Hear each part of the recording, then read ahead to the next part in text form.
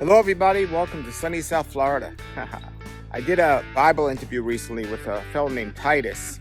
And in that interview, I asked him about his diet because he seems to be somebody who doesn't eat any animal meat. And he doesn't eat animal meat. And I asked him why I don't eat any animal meat. And he was explaining to me about his Seventh-day Adventist background and the Seventh-day Adventist belief of why they don't eat any meat, and also his personal diet and take on eating animals. So I figured I'd take that clip and put it here on this Raw Life Health Show channel. Now, he's not raw, but he's living a vegan lifestyle, and I always like to have people talk about the traditions they made in their diet or just how they grew up into eating a vegan or even a vegetarian diet. So I found it quite interesting, and I put a clip here, so here it goes. I was raised in the Seventh-day Adventist church, and I am very grateful for a lot of the teachings that we had, like, don't eat junk food, don't eat cheese or unclean meats, and the churches that we were raised in, like most of the members were on a plant-based diet, no animal products at all. So have you held on to the health teachings of a diet of the Seventh-day Adventists? Because I know you still keep the Sabbath, so you've held on to Yes, that. What about yes, the health teachings? Are you a vegetarian or do you eat meat? Where are you with that? yes, yes. So, regardless of what the Seventh-day Adventist denomination would teach, we read in Genesis chapter 1, verse 29, where our Heavenly Father says, I've given you the herb of the field and the fruit of the tree. To you it shall be for meat. So our Heavenly Father made it very clear from the very beginning that was what his original purpose and design was. And then later we see Daniel and Hananiah, Azariah, and Mishael, and they're in Babylon. And they were expected to just drink the wine and eat the meat that the king provided. And instead, they requested vegetables. Well, they said, the King James Version says pulse, water and pulse. And originally, Melzar said, oh, no, I can't give that to you. If you're sick, then the king will take my head off. And they said, well, give us a 10-day test. And after 10 days, it was evident that their health, their countenance was fairer in flesh, and it was seen that they were healthier in just 10 days. So, and then later, going on in the scriptures, it speaks of how the lion will lay down and eat grass with the lamb. So, if the lions are going to be vegetarians and they're not going to be carnivores, then in the new earth, when this is restored, then all of God's people will be plant-based, not killing. There was no death in the garden. And so do I earn favor with the Lord for eating this way? No. But it's God's original intention. It's his original design. So there's like a biblical outline of what would be best for us. And then if we were just going to look at it from a medical standpoint, just let's say we weren't Christians and we were just going to look at it objectively, there's no cholesterol in plant-based foods. It's only found in things like cheese and meat and dairy products. So if a person who's on a plant-based diet is not going to have clogged up arteries, they're not going to have a risk of a stroke or a heart disease because their arteries are clogged up. And heart disease is the great number one killer in our country today. And it's simply because of too much animal products, too much meat, too much cheese, too much fat. And then there's the aspect of the population, like feeding everyone in the world. So Albert Einstein said if everyone were vegetarian, it would solve the world's hunger problem. So if you take 10 pounds of grain and you feed it to a cow, you get about 1 pound of meat back. Now, pound for pound, you have more calories in your meat than you do in your uh, there's more calories in your meat than you do pound for pound for your grain. But if you look at the calories in 10 pounds of grain versus 10 pounds of meat, you have many more calories in the grain. And so, uh, basically, if we would stop eating animals and we would use all of our land would go to produce crops that people could eat, there would be about 7 times the amount of food that we have today. So let's say that we didn't believe in Yahweh and we didn't believe in the Bible. If we would just look at it objectively from just the facts of the case, then we would adopt a plant-based diet just simply because, okay, if I care about my neighbor in Africa, or if I care about my neighbor in India, I'll make this choice, and everybody makes this choice, and then we all have more food to go around.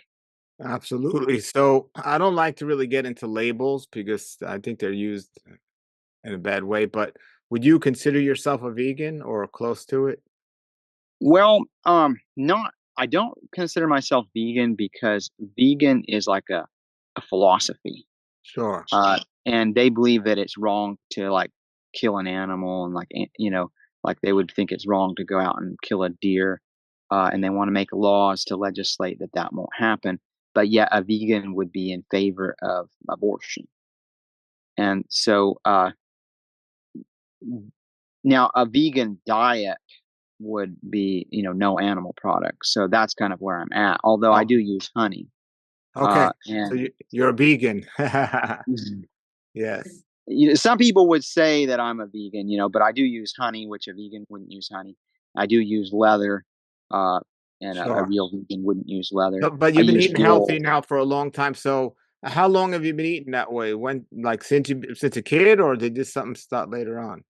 Since a always. Yeah, I've never eaten an egg. I've never eaten like cheese. I've tasted it, but I've never, I tasted meat a couple times in my life, but Yeah.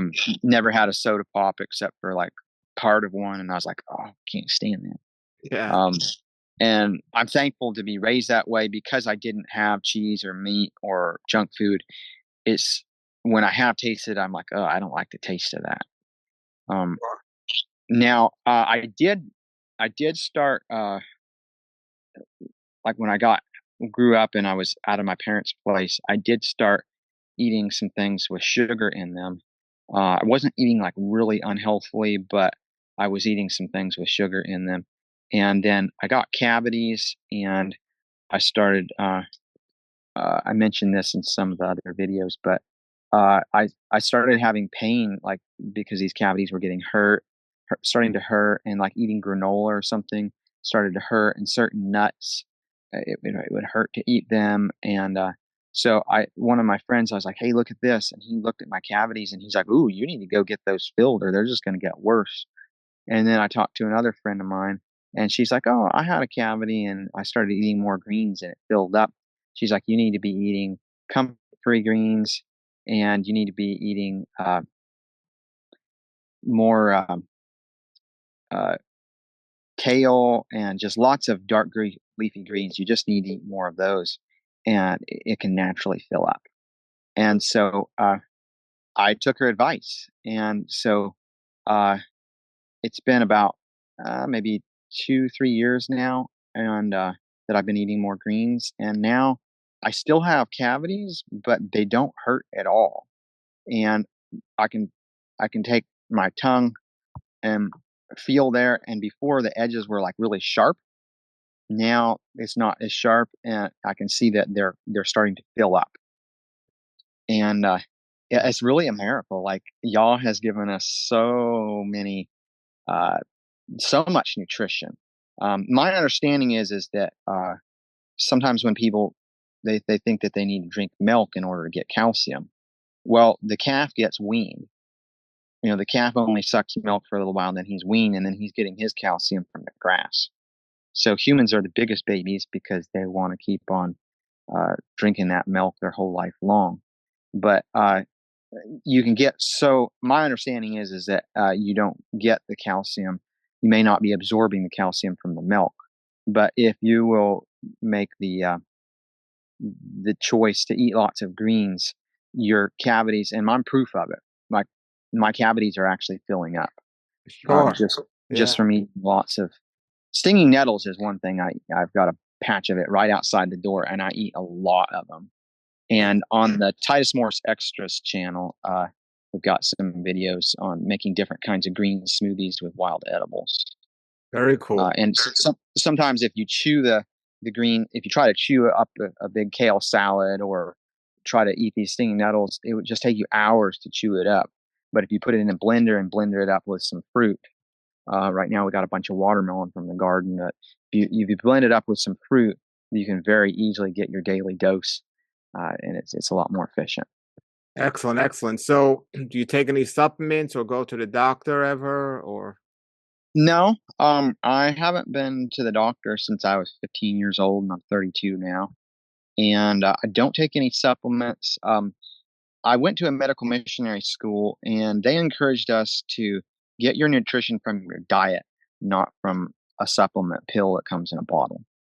I do believe that supplements have their place, um, but uh, for the most part, I think that it's best for us to try to get it, if we can, get it in our diet. Okay, okay. So, and what's your opinion about fasting? Do you ever fast away from just food for a while, or what's your I'm opinion? glad that you mentioned that. So my experience has been if I'm teaching or preaching on the Sabbath and I eat what I normally would eat, because I eat a lot, is working hard. If I eat what I normally eat, then I feel like the message I'm trying to force it out of me. But then if I eat really lightly, or if I'm just eat only fruit on Sabbath, just a little bit of fruit, or just eat very sparingly, or just eat nothing and drink water, then it's like the message just flows from me, and I feel a greater measure of the Holy Spirit. And so, yeah, fasting has been a huge blessing for me to be able to teach and preach. It's For me, it's like I almost have to, in order to be able to really feel like I'm effectively bringing the message out. Uh, Sometimes we think that we have to eat in order to have energy, and that's not always true. Sometimes we're putting too much into the stomach, and then the stomach is like a huge muscle.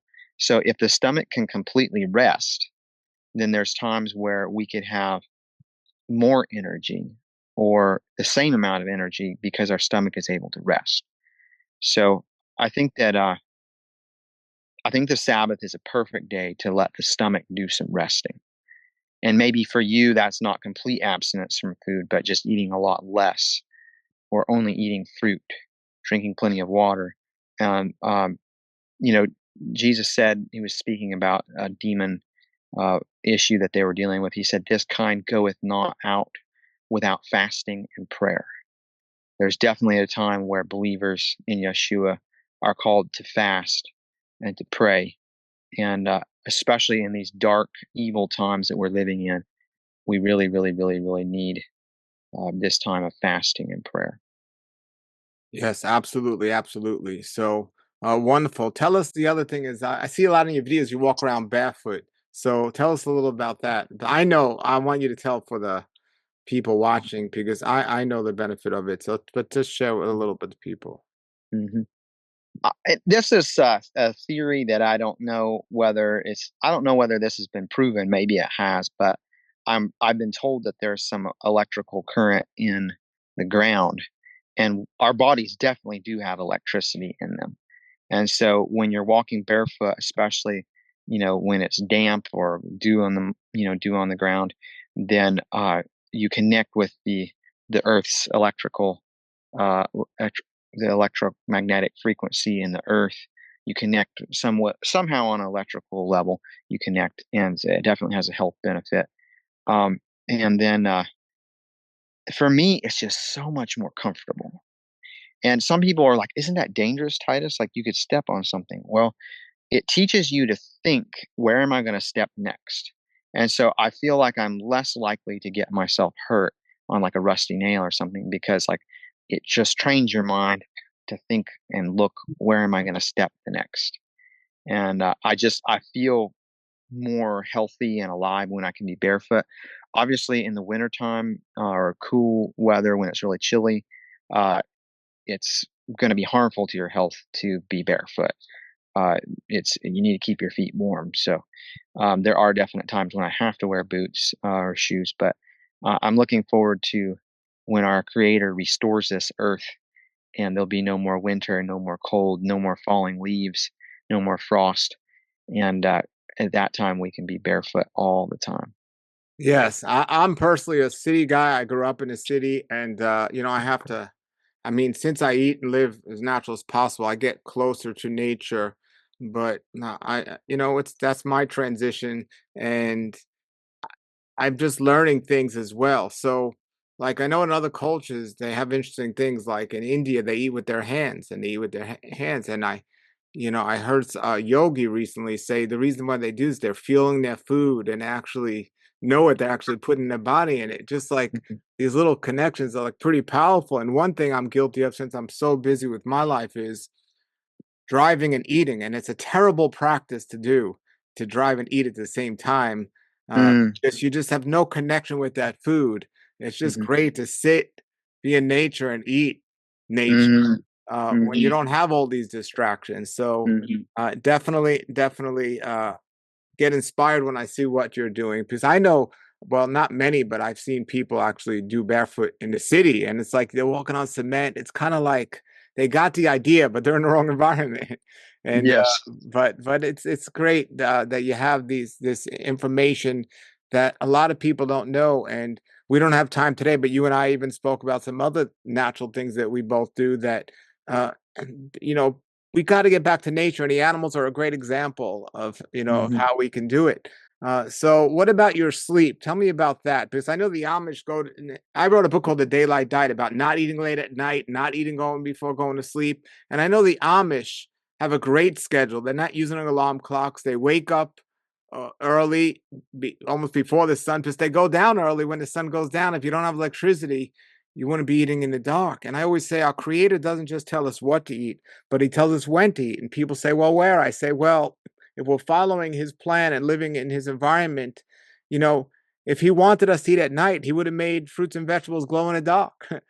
We wouldn't see them otherwise. So, from your experience or just what you've been doing, living on land there pretty much naturally, I don't know if you use electricity or not, but what's your diet like? What times do you eat your food? mhm. That's a good question.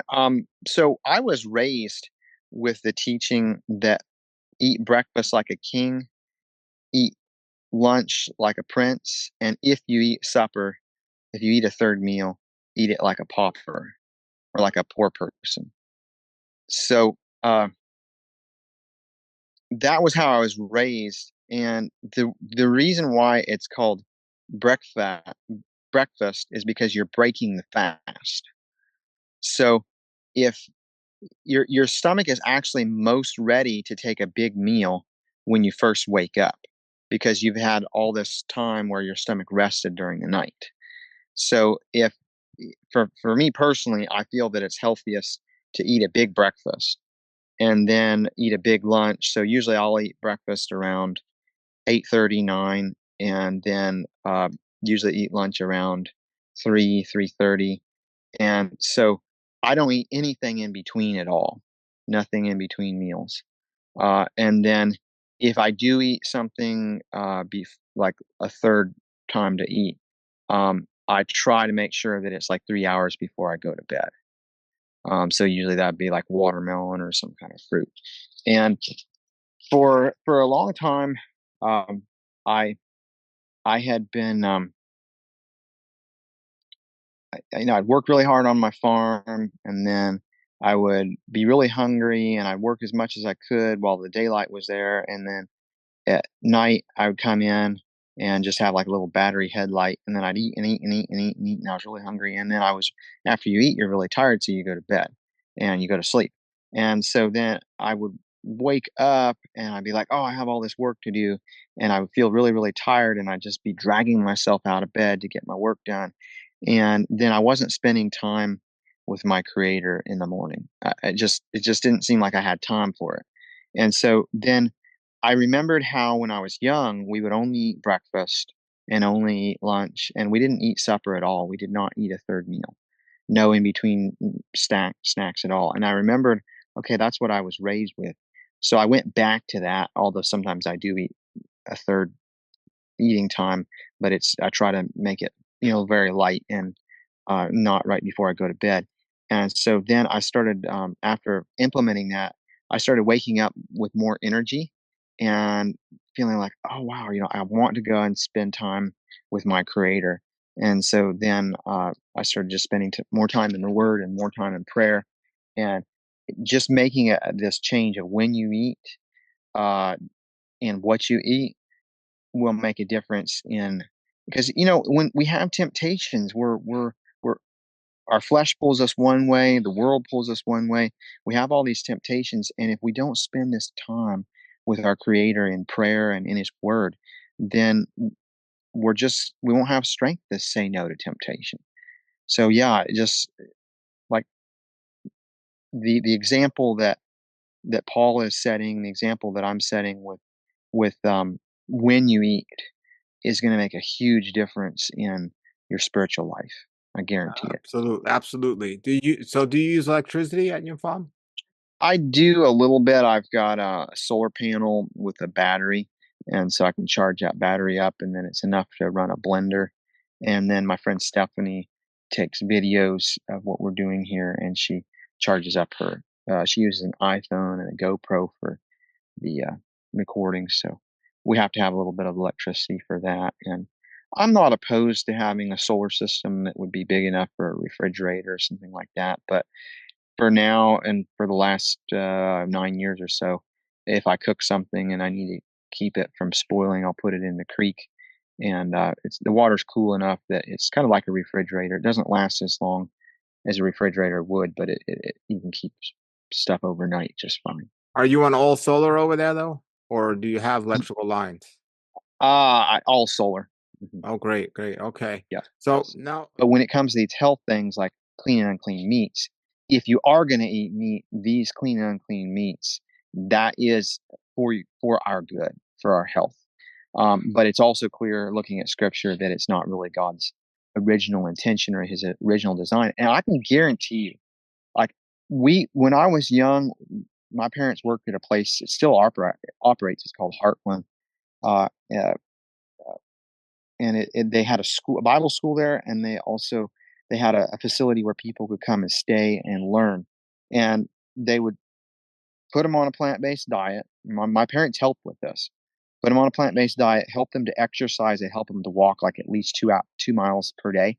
And over a period of 2 weeks, they would get off all of their prescription drugs, and most of them would go home rejoicing, seeing like their heart disease or diabetes reversed, cancer reversed, and most of them would go home rejoicing.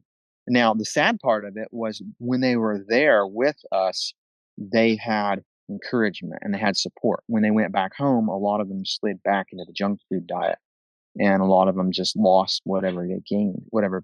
But, like this is real. Like people just like that were suffering for years getting well on a plant-based diet. And so because I've seen it with my own eyes, it's something that I believe and I embrace. all right, everybody, that was Titus. Put your comments and questions below what you thought about that. If you want to see the Bible interview, I'll put the link below as well with Titus. And just some pretty cool information. And I'm going to have more interviews with people who've made the transition to a full raw food diet as well as just vegan or vegetarian. Either way, much healthier than eating dead animals, right? So, or even live animals or any animals. But there's the clip. Put your comments or questions below. Thanks for watching. Have a great day and a great raw life. Nature's wealth, good for your health. This is the Raw Life Health Show. Raw Life, brighten up your life.